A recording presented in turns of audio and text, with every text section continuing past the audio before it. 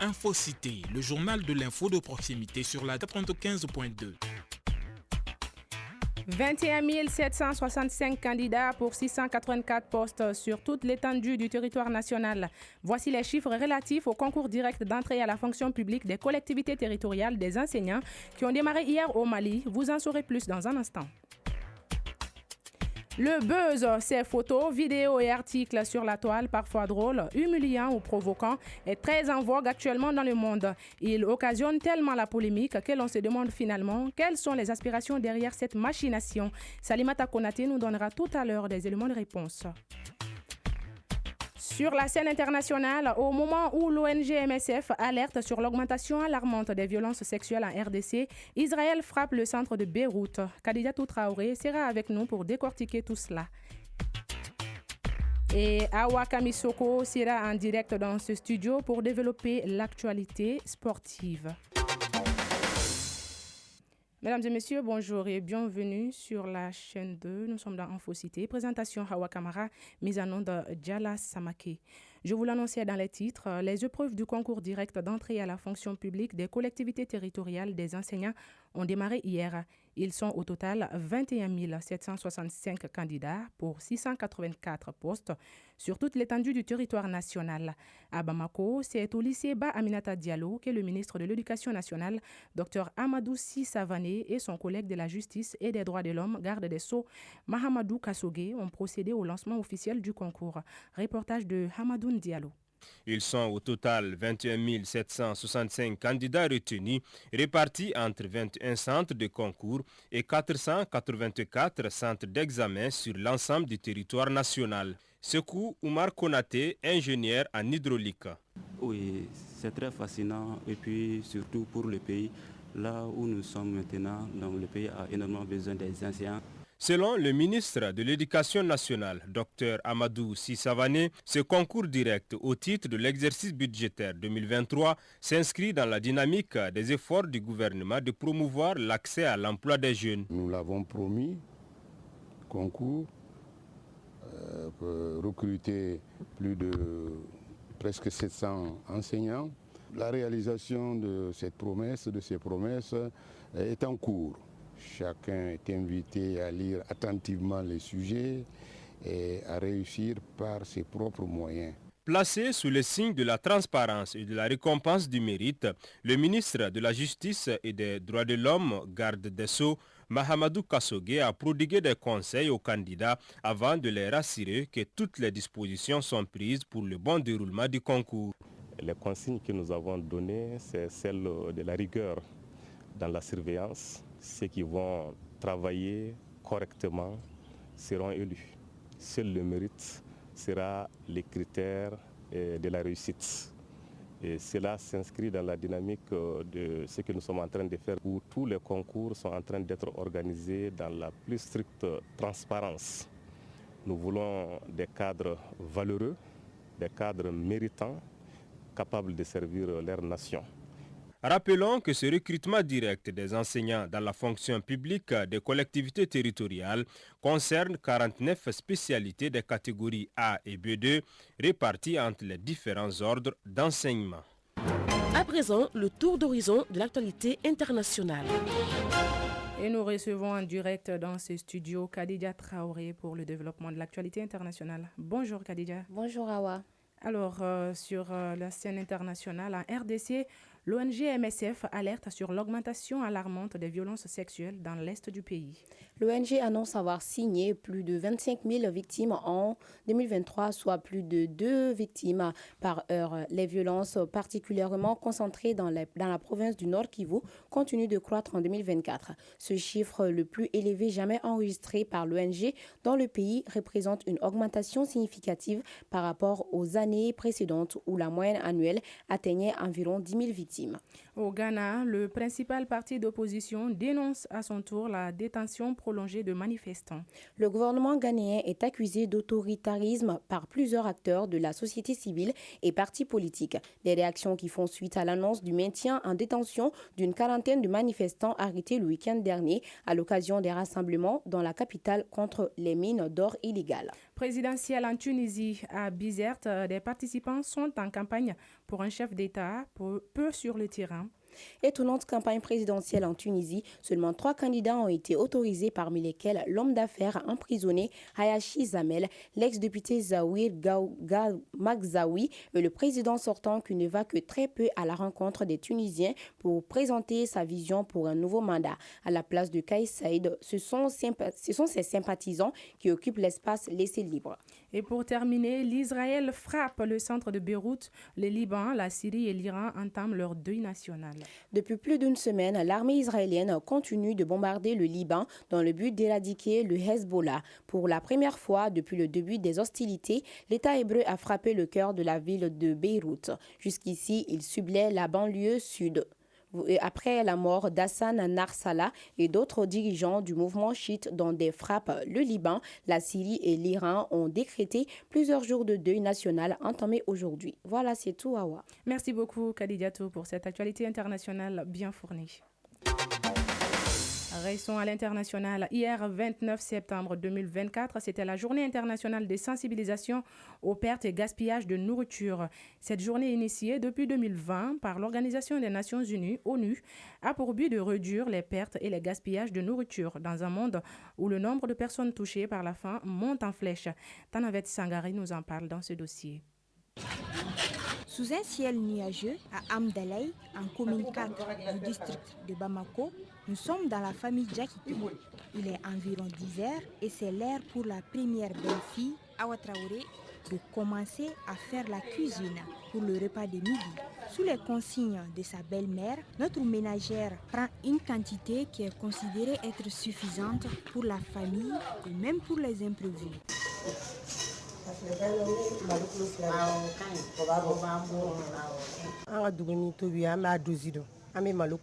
Nous préparons chaque jour 2 kilos de riz ou de maïs pour le repas de midi et du soir.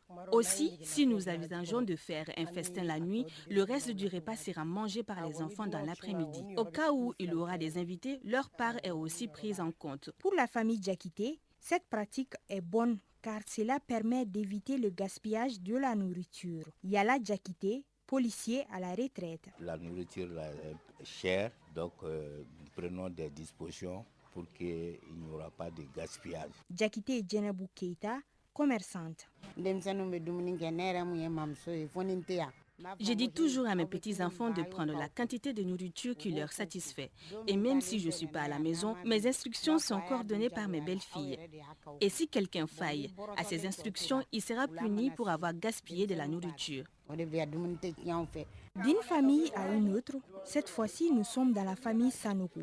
Ici c'est l'heure du repas de midi. Les enfants sont appelés par leur grand-mère à venir manger avec elle. Et cela est symbolique. Sanogo, Rokia Sangare, ménagère. C'est pour qu'ils adoptent de bons comportements autour de la nourriture qui est chose précieuse et à respecter. Djangine Koulibaly, traditionnaliste. Auparavant, quand les enfants buvaient de la bouillie, on leur disait de mettre la main gauche en dessus de la louche traditionnelle, appelée galama en bamanankan, pour que la nourriture ne tombe pas, afin de la consommer après. Cela était valable et obligatoire à chaque repas. Tout cela pour éviter le gaspillage de nourriture. Outre les familles, les gargotes sont aussi concernées. Alors escale à une gargote de la place pour savoir comment le reste des nourritures est géré. Massidibé, gargotière. C'est très rare qu'il me reste de la nourriture dans la gargote. Tous les plats que je cuisine sont achetés. Mais s'il en reste, je donne à ceux qui en ont besoin.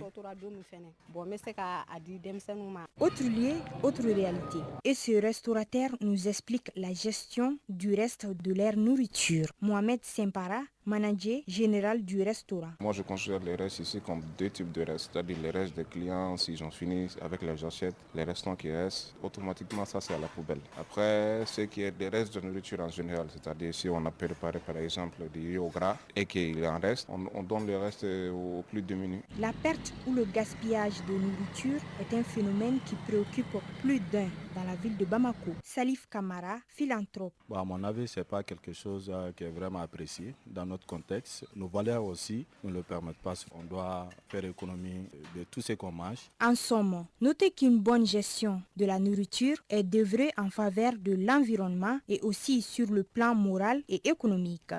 Merci Tanavette pour ce dossier bien fourni. Le buzz, ces rumeurs souvent créées pour faire parler de soi ou de quelqu'un d'autre, devient très vite viral sur la toile. Il peut s'agir d'une photo, d'une vidéo ou d'un article, parfois drôle, humiliant ou provoquant. Dans tous les cas, le buzz fait toujours abondamment chatter les internautes des jours, voire des semaines durant. Salimata Konaté nous en parle dans ce reportage. Le buzz est un fait marquant, créé intentionnellement ou non, et qui focalise l'attention d'une communauté à un moment donné, pour devenir le principal sujet de discussion et se propage comme une traînée de poudre. Alors, comment fait-on le buzz et pourquoi? Abdul Kader Ki, directeur numérique. Le buzz peut être volontaire ou non, mais touche très généralement la corde sensible d'une communauté basée sur ses us et coutumes, sa religion ou ses tabous. Il est créé pour parler de soi, de quelque chose ou de quelqu'un dans un sens négatif ou positif, ou juste pour faire rire. Dépendant de l'objectif recherché, celui qui veut créer le buzz fera le choix de son thème pour produire le contenu y afférent. À la recherche du sensationnel, voire à primauté, le buzz est devenu une source de divertissement pour nos jeunes, qui peuvent détruire une vie ou booster une carrière, qui peut également être utilisé pour avoir de la clientèle pour les commerçants. Oumar Kori, influenceur, tiktoker. Il y a quelques temps, j'ai été emporté par un buzz inattendu, mais du bon côté. C'était du bon côté pour moi. Ce moment a marqué le début d'une nouvelle aventure pour moi. Depuis ce jour, je me suis lancé dans la créativité des vidéos. Cette passion m'anime toujours aujourd'hui. De temps en temps, je poste des vidéos sur mon compte sur TikTok. Voilà. En ce qui concerne ceux qui l'utilisent pour la vente, ça peut être un couteau à double tranchant. Fatmata Kamisoko, victime des mauvais buzz. Le buzz a commencé avec nous vers 2020 et on m'avait traité de me vendre et que j'aime mes camarades femmes. Ma famille m'avait tourné le dos. Mes amis ne me parlaient plus. J'étais livrée à moi-même. J'ai perdu le respect sociétal. Mais maintenant, tout va bien. J'ai quitté les réseaux et peu de personnes me connaissent. Le buzz ne peut avoir de l'ampleur sans une jeunesse accro aux réseaux sociaux. Tel est le cas de ces jeunes qui nous donnent son avis. Mohamed Bari, citoyen. Buzz, c'est pas une bonne chose, vu que c'est pour créer des polémiques entre les autres, faire croire au public que vous vous entendez pas, ou bien essayer de masquer une identité qui n'est pas la vôtre. Donc le buzz, pour moi, ça ne sert à rien. Certes, le but du buzz sert à attirer l'attention. Sa portée peut être bénéfique ou néfaste pour une personne ou une entreprise en fonction de la perception de l'information. Pour faire face, il est important de se préparer psychologiquement, surtout s'il s'agit d'un sujet controversé. Vigilance alors avec les réseaux sociaux. Les jeux des hasards, nous en parlons dans cette édition. Dans un monde fascinant où les hasards et l'excitation se croisent, ces éléments de divertissement attirent des millions de personnes rêvant d'un avenir meilleur. Ces individus placent ainsi tout leur espoir de fortune sur ces jeux. Sont-ils simplement des coups de chance ou des signes préoccupants de dépendance? Réponse avec Korotum Diara. Les jeux de hasard reposent entièrement sur l'incertitude. Ils permettent aux joueurs de parier de l'argent dans l'espoir de gagner des sommes importantes. Leur caractère aléatoire pousse les clients à revenir régulièrement, augmentant ainsi les profits des vendeurs dans les kiosques et autres établissements. Fatoumata Kamisoko, vendeuse. Beaucoup de gens viennent acheter des billets, mais lorsqu'ils perdent, c'est là leur cause de la déception. Quand ils gagnent, cela nous réjouit et nous apporte de nombreux avantages. Derrière l'éclat des casinos et l'excitation des gains, les jeux de hasard masquent des dangers considérables. L'addiction au jeu peut entraîner des conséquences graves, touchant aussi bien la stabilité financière que l'équilibre émotionnel et les relations sociales. Drissa Traoré, psychologue. Le fait même d'être dépendant d'un jeu de hasard et que le désir incessant est toujours éprouvé, constatera que personne souffre véritablement. Et ça peut avoir des incidences sur la relation sociale de l'intéressé. même sa gestion des familles, ça peut impacter cela et ça peut affecter aussi son activité professionnelle. Les jeux de hasard ont permis à de nombreuses personnes de se construire et de réaliser certains de leurs rêves. Yamadou Konaté, un client fidèle de ces jeux, a déclaré avoir tiré de nombreux avantages de cette pratique. Le pari sportif offre de nombreux avantages. J'ai acheté des motos, des terrains et bien d'autres choses. Tout est une question de chance. Pour d'autres, les paris sportifs ont été une source de problèmes. Draman Sangaré a confirmé avoir perdu tout son argent du mois. Lorsque j'étais étudiant, je dépassais tout mon argent en paris sportifs. Et comme la plupart du temps, j'ai perdu et cela m'a conduit à une dépression au point où j'avais envisagé de me faire du mal. Les jeux de hasard sont des divertissements passionnants, mais il est important de rester conscient des risques. S'amuser tout en étant vigilant permet de profiter des jeux sans en subir les effets négatifs.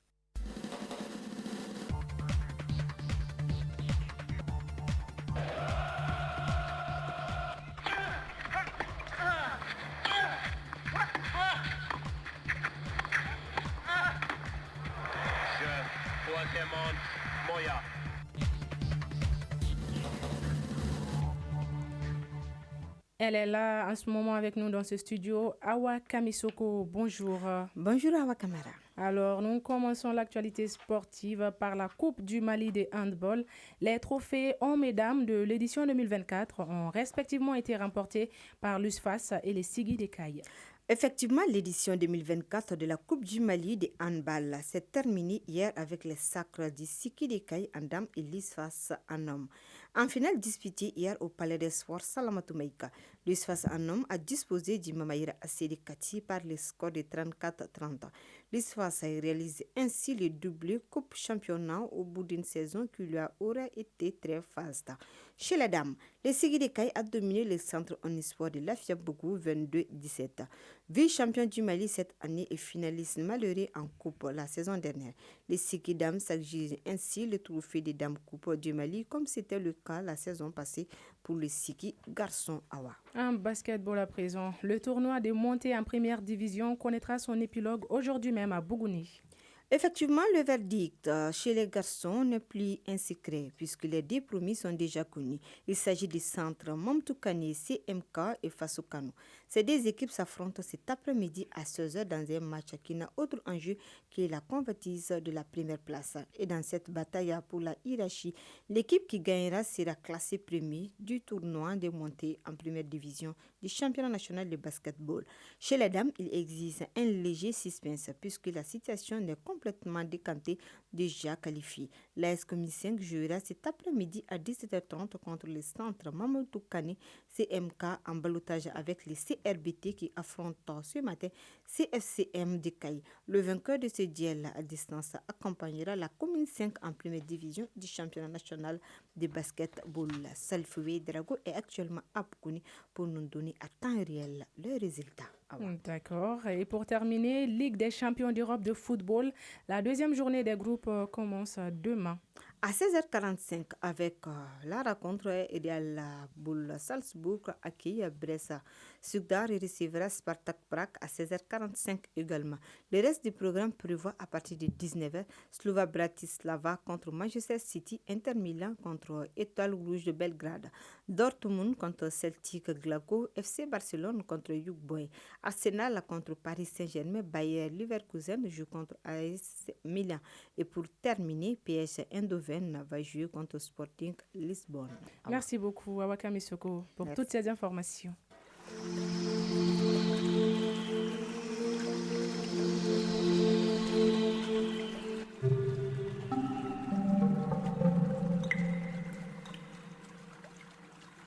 Vous l'aurez compris, ceci nous amène à la page météo. Actuellement, les thermomètres affichent sur Bamako et environnant 28 degrés Celsius. Quant au soleil, il se couchera à 18h passé de 22 minutes. Voilà, ainsi prend fin cette édition présentée avec grand plaisir par Hawa Kamara, mise en onde Jala Samake, réalisation Aminata Alice Guindo, coordination Salimata Dao, Aminata Konate. Grand merci à vous, chers auditeurs, de l'avoir suivi et retenez bien que pour faire du bon travail, il faut aimer ce que vous faites. Je vous dis à très bientôt, toujours avec le même plaisir.